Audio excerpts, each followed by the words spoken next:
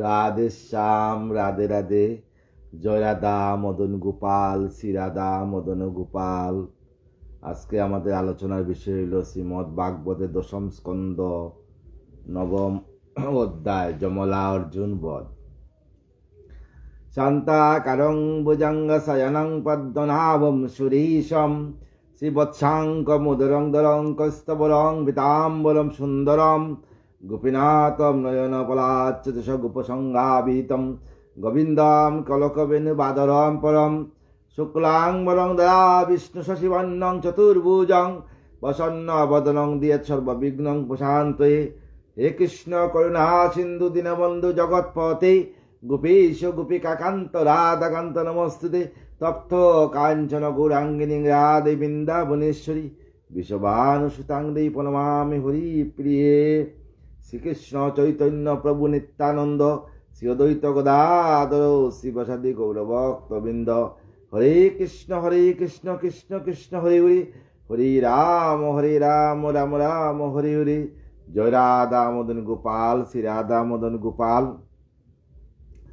জয় রাধে জয় কৃষ্ণ জয় বৃন্দাবন, শ্রী গোবিন্দ গোপীনাথ মদন মোহন। জয় রাধে জয় কৃষ্ণ জয় বৃন্দাবন, শ্রী গোবিন্দ গোপীনাথ মদন মোহন। শ্যামকুণ্ড রাধাকুণ্ড গিরি গোবর্ধন, কালিন্দী যমুনা জয় জয় মহাবন। কেশিঘাট বংশীঘাট দ্বাদশ কানন, জলাশব লীলা কইল শ্রীনন্দ নন্দন। শ্রীনন্দ যশোদা জয় জয় গোপগণ, শ্রীদামাদি জয় জয় জয় দেনু বৎসগণ। জয় বিষবানু জয় কীর্তিদা সুন্দরী, জয় পূর্ণমাসী জয় আবির নগরী। জয় জয় গোপীশ্বর বৃন্দাবন মাজ, জয় জয় কৃষ্ণ সখা বটুদি জরাজ। জয় রাম ঘাট জয় রোহিণী নন্দন, জয় জয় বৃন্দাবন বাসী যতজন। জয় দ্বিজ পত্নী জয় নাগকন্যাগণ, ভক্তিতে যাহারা পাইল গোবিন্দ চরণ। শ্রীরাসমণ্ডল জয় জয় রাধে শ্যাম, জয় জয় রাসলীলা সর্বমনোরমা। জয় জয় রস রস সর্বরস সার, পরকিয়া বাবে যাহা ব্রজেতে প্রচার। শ্রীজাহ্নবীর পাদবদ্ধ করিয়া শরণ, দীনকৃষ্ণ দাস কয়ে নাম সংকীর্তন। দাওল নদিয়া লোক গৌরাঙ্গ দেখিতে, আনন্দে আকুলচিত না পারে চলিতে। চিরদিনের গৌরাচাঁদের নয়ন হেরিয়া,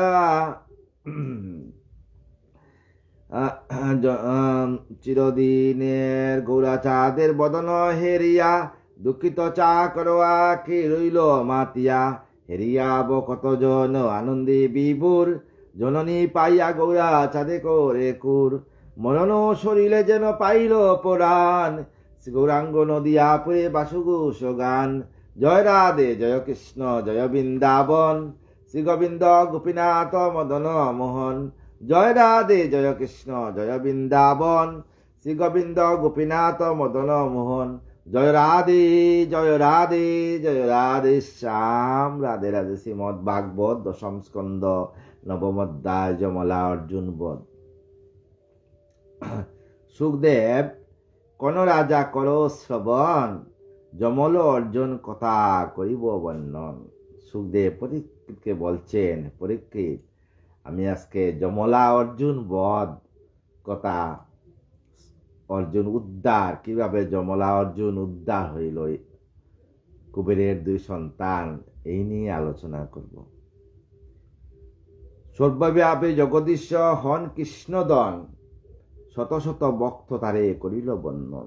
সর্বব্যাপী অনাদির আদি জগদীশ্বর, জগদীশ প্রাণবন্ধু গোবিন্দ, শত শত ভক্ত তারে করিল বন্দন। সর্বস্থানে সমভাবে তাকিয়া সতত, মুমূর্ষ মুক্তিদানে হয়ে নিয়ত। সর্বস্থানে সর্বভাবে, একভাবে নাই, সর্বভাবে বিভিন্নভাবে তাকিয়া মুমূর্ষদেরকে মুক্তিদানে সমস্ত নিরত থাকেন আমার অনাদি আদি গোবিন্দ।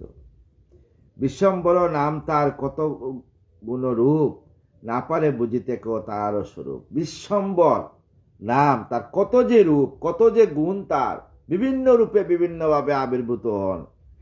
এক ঈশ্বর, বাকি সব ধর্ম বিভিন্নভাবে আবির্ভূত হয়েছেন। না পারে বুঝিতে কেউ তাহারও স্বরূপ, তার স্বরূপকে বুঝতে পারে না।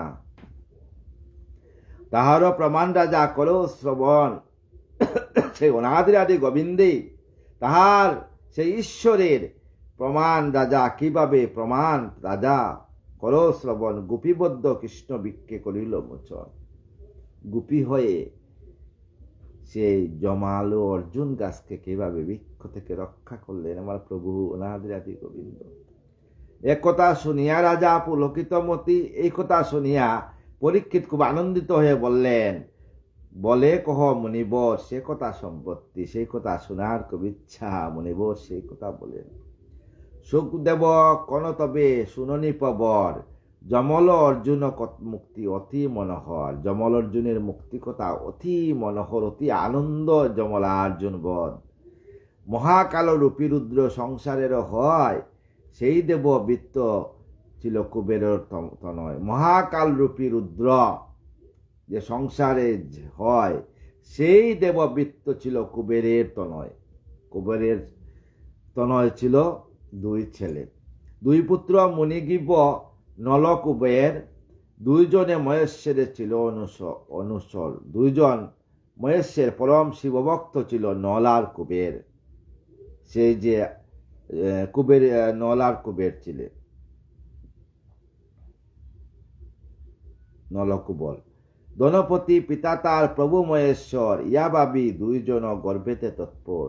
নলে যে কুবেরের দুই ছেলে সবসময় ভাবতেন যে ধনপতি পিতা আমার মহেশ্বর, তাতে আমাদের কি আছে, আমরা তো ধনের অধিকারী, কুবেরের সন্তান আমরা। অহংকার ছিল তাদের মনে। অস্পরা লইয়া ক্রিয়া করে দিবা রাতি, সুরাপানে নিরন্তর তাকে মাতামাতি। সবসময় অস্পরা নিয়ে তাকে, আর সুরাপান, সবসময় সুরাপান করে, আর নিরন্তর মাতামাতি করে দুজনে। কবু মর্তে, কবু স্বর্গে, কবু বা সাগরে। কোনো সময় মর্তে করে, কোনো সময় স্বর্গে গিয়ে অস্পরা লইয়া ক্রীড়া করে আর মদ পান করে। কবু আবার সাগরে গিয়ে জলের মধ্যে করে। কবুবার পদ্মবনের মাঝে স্বচ্ছ সরোবরে, কোনো সময় পদ্মবন যেখানে স্বচ্ছ সরোবর, সেইখানে গিয়ে অস্পরা লইয়া মদ্যপান করিয়া ক্রীড়া করে। এইরূপ অহংকারে কাম পরবশ। এইরূপ একদিকে অহংকার, একদিকে কাম ভাবে পরবশ। ইন্দ্রিয় সহিত পুঞ্জে যত রতিরস, সমস্ত ইন্দ্রিয় সহিত রতিরস। একদিন দুইজনে লয়ে নারী দল, শতজল মাঝে যেন করি মহাবল। একদিন দুই ভাই, কুবেরের দুই ছেলে, শতদল মাঝে, যেখানে শতদল পদ্ম আছে সেইখানে করি মহাবল। সেইখানে বারুণী মদিরা প্রাণে হইয়া চঞ্চল। এমন মদ খেয়েছে দুই ভাই, মদকে একদম চঞ্চল হয়ে গেছে, মাতাল হয়ে গেছে। বেষ্টিত তাকিয়া যত যুবতী সকল, সুন্দরভাবে বেষ্টিত তাকিয়া যুবতীরা জলকেলি লাগি তারা সুরোদনী জলে।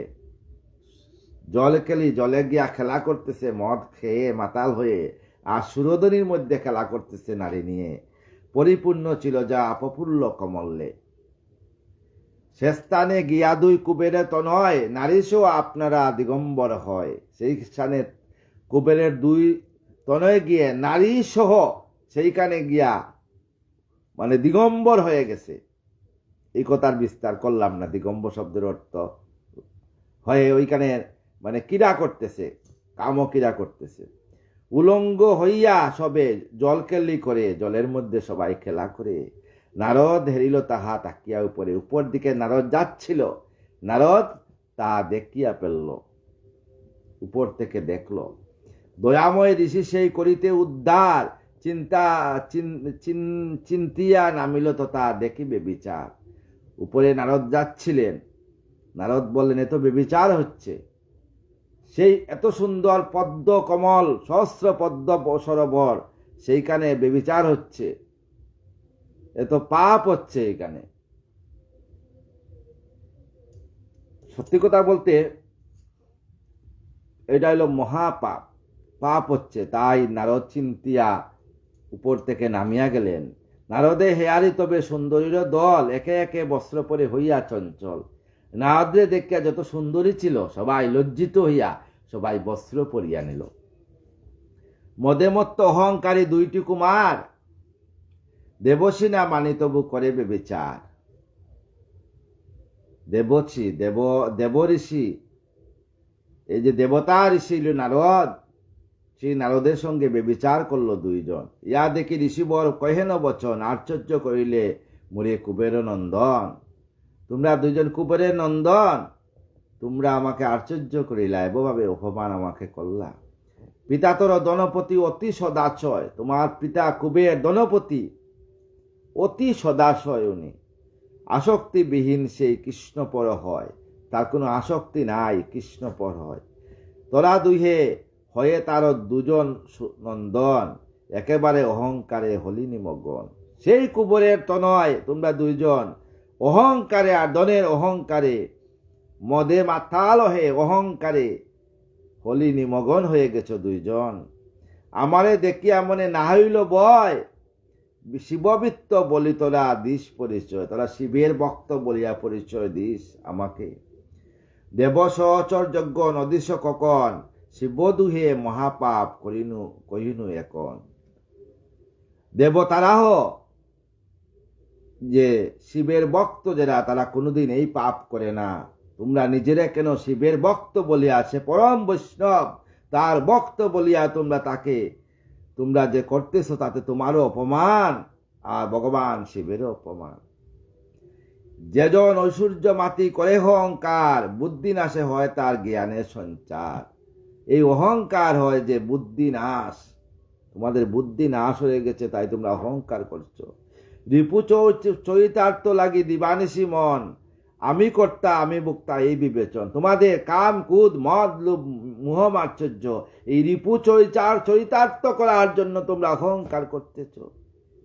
দেহেরও ঈশ্বর ভাব নাই জানে ক, এই দেহের মধ্যে যে ঈশ্বর ভাব আছে, এই দেহের মধ্যে যে গোলক বৃন্দাবন আছে, তা ঈশ্বর ভাব নাহি জানে কায়। তোমাদের এই দেহে জানে না ঈশ্বর কি বস্তু। ব্রহ্মতে বুলিয়া পাপ করে সর্বদাই, অহংকারে ধনরত্নের অহংকারে সব বলিয়া তোমরা সর্বদাই পাপ করতেছ। উদ্ধারিতে সে পাপিরে সাধুরও উন্নতি, সেই হেতু সাপ আমি দিব সমর্চিত। সেই হেতু তোমাদের দুইজনকে আমি অভিশাপ দিচ্ছি। এত বলি ঋষি তবে কহেন বচন, বৃক্ষরূপ হয় দুয়ে এই মম মন। আমি তোমাদের দুইজনে অভিশাপ দিচ্ছি, তোমরা আজকে থেকে তোমরা বৃক্ষরূপ হয়ে দাঁড়িয়ে থাকবা। তরুহ কিন্তু স্মৃতি তাকুক দুহার, তাহাতে জানিবে যত মন্দ অহংকার। তোমরা তরু হও, বৃক্ষরূপী হও, কিন্তু তোমাদের যে পূর্বজন্মের যে স্মৃতি, যে কারণে তোমরা বৃক্ষরূপী হইছ অহংকারে, সেই কথা তোমাদের মনের মধ্যে থাকবে। রাধে শ্যাম, রাধে রাধে। কণ্টকনা ফুটে যার চরণ, কখনো চরণে না বুঝি পারে সেই পরের বেদনে। যা কণ্টক না ফুটে যার কখনো চরণে, যে পরের বেদনাম্বিত হতে না পারে, সে ভক্ত না বুঝিতে পারে সেই পরের বেদনে। তাও বলি তমগুণে হ তরুবর, ব্রজপুরে অবস্থান উপযুক্ত হয়। তোমরা যা ব্রজে গিয়ে তোমরা যমলা অর্জুন গাছ হয়ে জন্মগ্রহণ করো। সত্যবাদী জীবততা হরিপরায়ণ, তাহাদের সদাচারে মুগ্ধ হবে মন। সেখানে ব্রজধাম বৃন্দাবন, সেখানে সত্যবাদী জীব আর হরিপরায়ণ আছে, তাদের চরণ ধুলি লাগলে তোমাদের পাপ শেষ হয়ে যাবে, আর ভবে তোমার গোবিন্দ আসবেনি। তাহাদের সদাচারে মুগ্ধ হবে মন, হরিভক্তি হেতুক্রমে 100 বৎসর পরে, তোমাদের 100 বৎসর পরে তোমাদের গিয়া হরির প্রতি তোমাদের 100 বৎসর পরে তোমাদের এই হরিভক্তি জাগবে। বৃক্ষরূপে জন্মগ্রহণ করে 100 বৎসর পরে তোমাদের মুক্তি হবে, এর আগে মুক্তি হবে না। আবির্ভূত হবে হরি ব্রজের নগরে, সেই কালে হরিহেরি হইবে মোচন, অবশ্য হইবে সিদ্ধ আমার বচন। যখন আমার গোবিন্দ অনাদিরাদি গোবিন্দ বৃন্দাবনে আসিয়া ব্রজে জন্মগ্রহণ করবেন, তখন সেই গোবিন্দের চরণ স্পর্শে তোমাদের মুক্তি লাভ করবে। রাধে শ্যাম, রাধে রাধে। এত বলি মহারষি বিনাদ্বনি করি, হরিগুণ গাই যান গগন উপরি। তাই বিনারষি তখন আবার নারদ নারদ নারদ নম নারায়ণ নারায়ণ নারায়ণ জপ করতে করতে আবার চলে গেলেন। যমল অর্জুন নামে যক্ষের তনয়, হইল বিরাট বৃক্ষ নন্দেরও আলয়। তাই নন্দের আলয়ে দুইটা বিরাট বৃক্ষ রূপ ধারণ করিয়ে দুইজন জন্ম হইল। ব্রজেতে পরম ভক্তি সকলের হয়, দিবানিশি কৃষ্ণ চিন্তা সবাকার হয়। ব্রজে সবাই পরম ভক্ত আর দিবানিশি কৃষ্ণ চিন্তা করে সবাই, অন্য কোনো চিন্তা নেই সবের মনে। সদাচারে তাহাদের সদাচারে তরু দুই বর, তমগুণ নাশে ও সত্য গুণতর। তাদের কারণ ভক্তের সঙ্গে বলে লুয়া সঙ্গগুণে জলে বাসে। তাই তোমরা ভক্তের যে স্পর্শ, ভক্তের চরণ স্পর্শ, ভক্তের দেহের স্পর্শ, ভক্তের শরীরের স্পর্শে এরা তমগুণ নাশ হয়ে সত্যগুণ হয়ে গেল দুই বৃক্ষের মধ্যে। স্মৃতিলাভে তরুরূপে দুই মহাজন, ব্রজেতে ভক্তিতে শুদ্ধ কমে হরি মন। ব্রজে বৃক্ষরূপয় হরি চরণে মগ্ধ হয়ে ওং নম ভগবতে বাসুদেবায় দুই মনে মনে জপ করতে লাগলো দুই তরু, মানে দুই বৃক্ষ যমলা অর্জুন।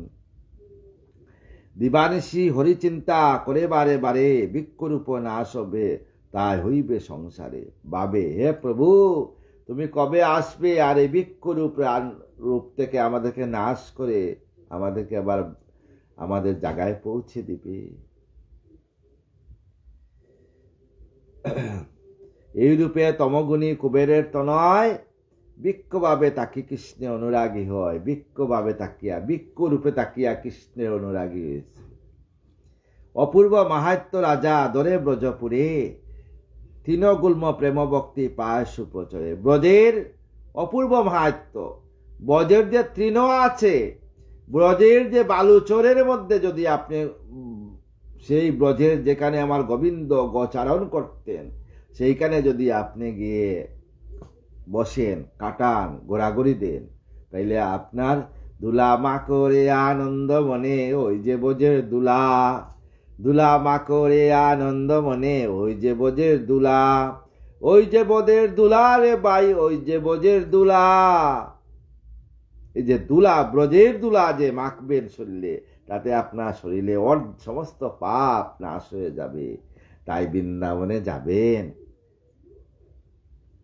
এইরূপে কৃষ্ণ চিন্তা দুই বৃক্ষ করে, হেনকালে যশোমতি বাসিল বাঁধিল ঈশ্বরে। এইরূপে দুই ভাই চিন্তা করে তখন মা যশোদা কি করলেন, আমার গোবিন্দকে যে হামন দিস্তা বলা হয়, হামন দিস্তার মধ্যে, যেটার মধ্যে মানে করা হয়, গম কুটানো হয়, সেটার মধ্যে আমার গোবিন্দকে বাদ দিয়া দিচ্ছেন।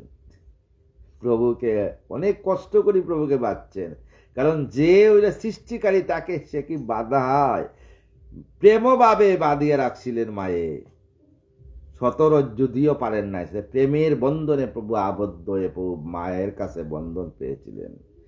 জগতের আত্মা যিনি কে বাঁধিতে পারে, শত শত রূপে রহে ভক্তেরও আগারে। শত শত রূপে ভক্তের আগারে আমার অনাদিরাদি গোবিন্দ আছেন। আমার ঈশ্বর অনাদিরাদি গোবিন্দ শত শত রূপে ভক্তের মধ্যে আছেন, এক রূপে নাই, শত শত রূপে, বিভিন্ন রূপে বিভিন্নভাবে বিরাজমান করছেন। তাইলে এত অহংকার কিসের? সত্যিকারের যারা মহারিষি, যারা আমার চৈতন্য মহাপ্রভু, উনার মধ্যে কোনো কিছু রাজনীতি ছিল না, কোনো হিংসা নীতি ছিল না। সত্যিকারের যারা আসছেন, যেমন আমার সত্যিকারের যারা সদ্গুরু, তারা কোনোদিন কোনো ধর্মের নিন্দা করেন না, সবসময় ঈশ্বরের ভাবনা নিয়ে থাকেন, সর্বধর্মে সমমায়া গতি রাখেন। তারা জানেন যে একমাত্র অনাদিরাদি সৃষ্টি একই ঈশ্বর, আর সব হইল ভজনের জন্য, ঈশ্বরকে পাওয়ার জন্য ভজন। আমার কথায় কেউ দুঃখ নেবেন না, কারণ আমি যা বলছি তা ভাগবতের থেকে বলছি, আমি কাউকে ছোট করার জন্য বলি নাই। কারণ কিছু কিছু জিনিস দেখতে চাচ্ছি তো, আজকালকে যে পৃথিবীর বুকে কি হচ্ছে, কিভাবে যে ধর্মগুরুরা কিভাবে কি করছে এগুলা দেখে আমাদের অনেক সময় কষ্ট হয়। কিন্তু একজন ধর্মগুরু আজ পৃথিবীতে বিরাজমান, পুরো বিশ্বের মধ্যে একজন বিরাজমান হয়েছেন বৃন্দাবনে, আমার প্রেমানন্দ মহারাজ।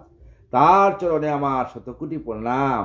স্বয়ং রাধারানী, সেই রাধারানীর চরণে বিভিন্ন ধর্মের লোক যায়, সবকে এইভাবে দেখেন, এইভাবে প্রণাম করেন, সবকে দেখে আপনিও গিয়া প্রেমানন্দ মহারাজকে এইভাবে প্রণাম করবেন, দেখবেন আপনাকে উনি প্রণাম করব। তার মানে কি? আপনাকে নাই, আপনার ভিতরে যে ঈশ্বর আত্মা আছে অনাদি আদি গোবিন্দ, তাকে উনি প্রণাম জানাইছে। রাধে শ্যাম, রাধের হলে ভুল হলে মার্জনা করবেন গো। তাই অপূর্ব মাহাত্য রাজা দরে ব্রজপুরে তৃণগুল্ম প্রেম ভক্তি পাশু প্রচুর, এইরূপে কৃষ্ণ চিন্তা দুই বৃক্ষ করে হেনকালে যশোমতি বাঁধিল ঈশ্বরে। এই সময় আমার মা যশোদা আমার গোবিন্দকে বাঁধিয়া নিলেন। জগতের আত্মা যিনি, কে বাঁধিতে পারে? শত শত রূপে রহে ভক্তেরও আগারে, শত শত রূপে ভক্তের আগারেরা আছেন। এই প্রেমানন্দ মহারাজ নামে যে দেহটা আছে, এই দেহটা চলে যেতে পারে, কিন্তু প্রেমানন্দ কোনোদিন বিশ্ব থেকে শেষ হবে না। যতদিন পৃথিবী আছে ততদিন প্রেমানন্দ আছে। কিন্তু এই দেহের নাশ হয়, কিন্তু প্রেমানন্দের নাশ হবে না। উনি যে স্বয়ং রাধারানী। শত শত রূপে হয় ভক্তের আকারে, উনি বিভিন্ন রূপে ভক্তের বামে আছেন। এরাই পরম সদ্গুরু, এদের চরণে শতকোটি প্রণাম। আমরা তো সামান্য দাস, দাসও নয়, দাসেরও অনুদাসও নয়, আমরা সাধারণ মানুষ। এই রূপে ভক্ত গিয়ে করেন বিহার, অন্য রূপে পাপীজনে করেন উদ্ধার। বিভিন্ন রূপে পাপীজনকে উদ্ধার করেন আমার প্রভু ঈশ্বর, আমার গোবিন্দ। এই হেতু বদ্ধ হয়ে প্রভু নারায়ণ রহিল গোপীর মতে তথায় বন্দন। বদ্ধরূপে মায়ের কাছে বাঁধিয়া রয়েছেন ভক্ত উদ্ধার করার জন্য। কৃষ্ণের আবদ্ধ হেরি যশোদা তখন কার্যবেশে জ্ঞান্তরে করিল গমন। আমার গোবিন্দকে আবদ্ধ করিয়া মা যশোদা কি করলেন?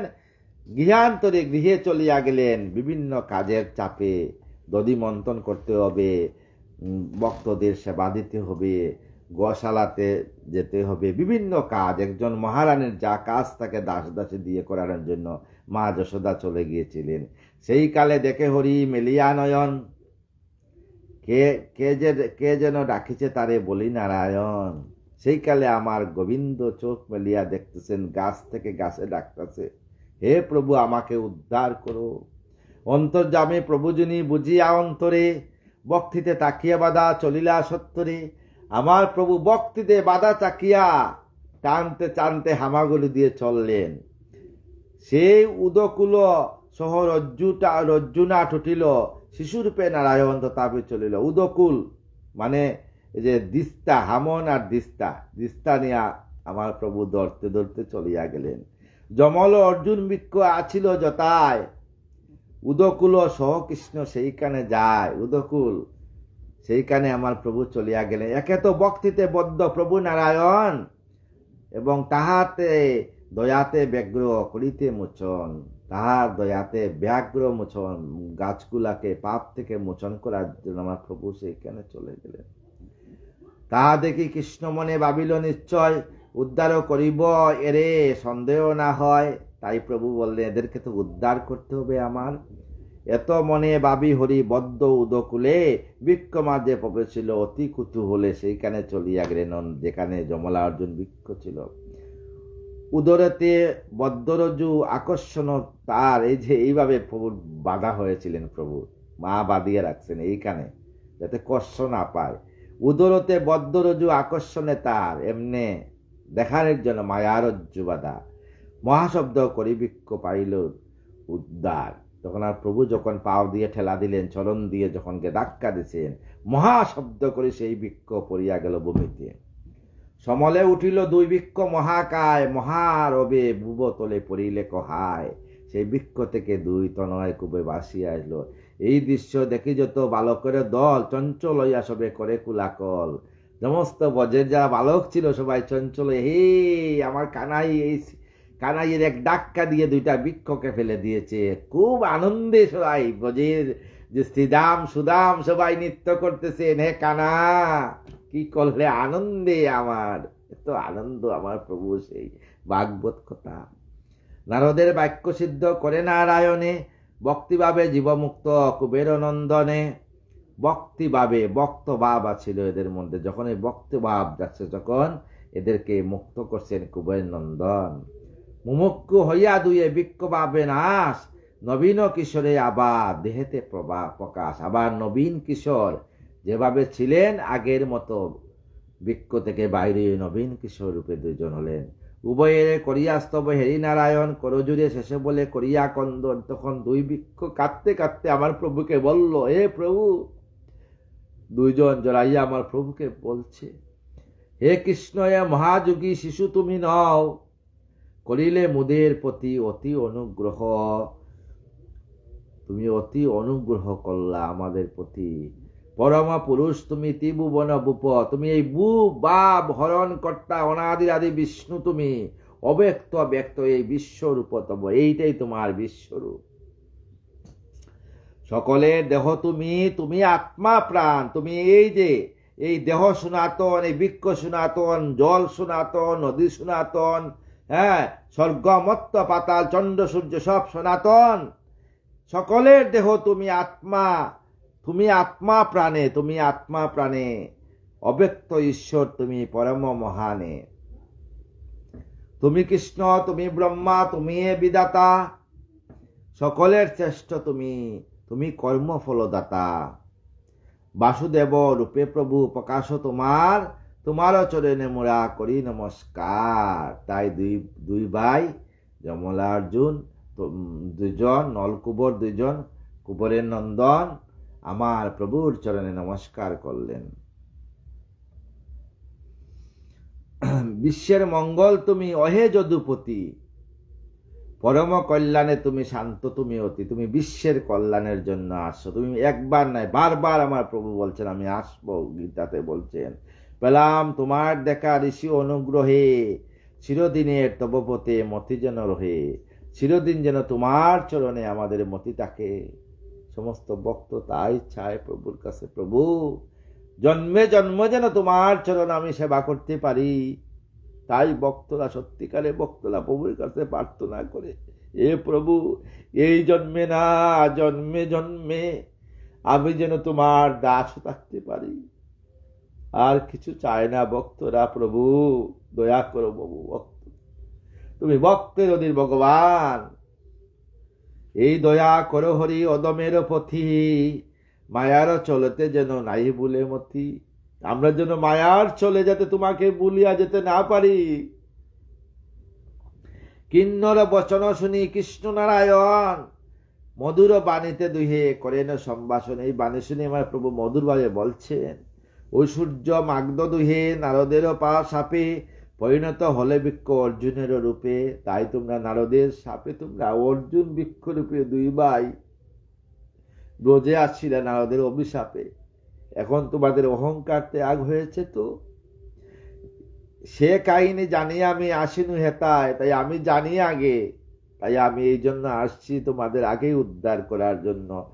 শাপিতে করিতে মুক্ত তোমার দুই ভাইকে তোমরাকে সাপ মুক্ত করার জন্য আমি আসছি রে। সূর্য নিরীক্ষণের জন্য চক্ষুর বন্ধন, নাহি তাকে সেই রূপে আমারও দর্শন। সূর্য আমরা চোখ তাকাইয়ে একটা পাতা এইভাবে চোখ মুছতে যত সময় লাগে, এত সময় আমার প্রভুর পুরা পৃথিবী দর্শন হয়ে যায়। প্রভুর কাছে কিছু দেখা নেই রে ভাই। সংসার বন্ধন মুক্ত করিলে দুহারে, সস্তানে প্রস্থান করো সানন্দ অন্তরে। তোমরা সস্তানে প্রস্থান করো, আবার তোমরা স্বর্গে চলে যাও। ইয়া বলি ভগবান দিলেন চরণ, তাই ভগবান দুইজনকে চরণ দিলেন।